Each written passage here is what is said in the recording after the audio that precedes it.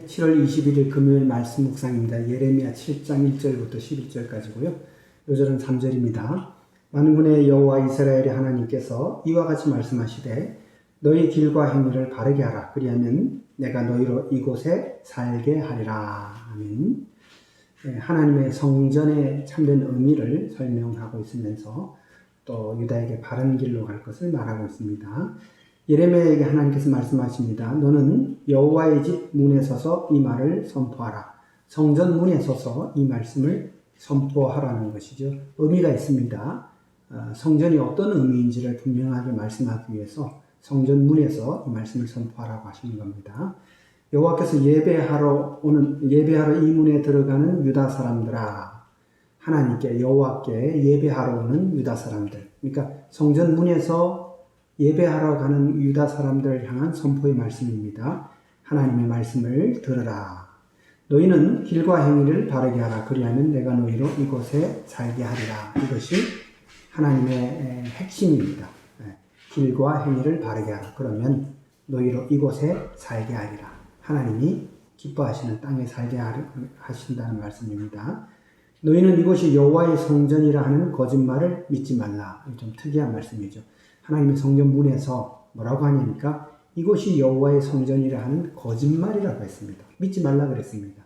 그러면 이곳이 여호와의 성전이 아니라는 말씀입니까? 그런 건 아니죠. 하나님의 성전인데 하나님의 성전으로서 역할을 못한다라는 겁니다.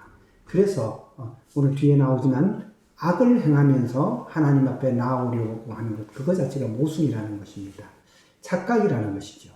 너희가 만일 이방인과 과부를 압제하지 않으며 무죄한 자의 피를 흘리지 않으면 다른 신들의 뒤를 따라 화를 자초하지 아니하면, 어떻게 말하면 지금 하고 있는 악을 행하는 겁니다. 그러니까 하나님의 성전에 들어오면서 하나님께 예배하러 들어오면서 이들이 이방인과 과부를 압제하고 도덕적인 악이죠.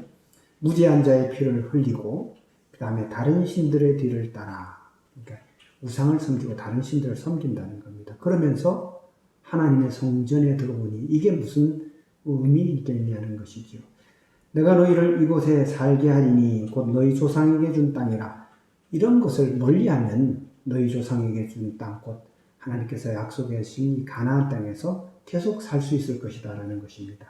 그런데 유다는 헛된 것을 의지하고 있습니다. 보라, 너희가 무익한 거짓말을 의존하는도다. 너희가 도둑질을 하며 살인하며 간음하며 거짓 맹세하며 바알에게 분향하며 다른 신들을 따르는, 이것은 정확하게 십계명이죠.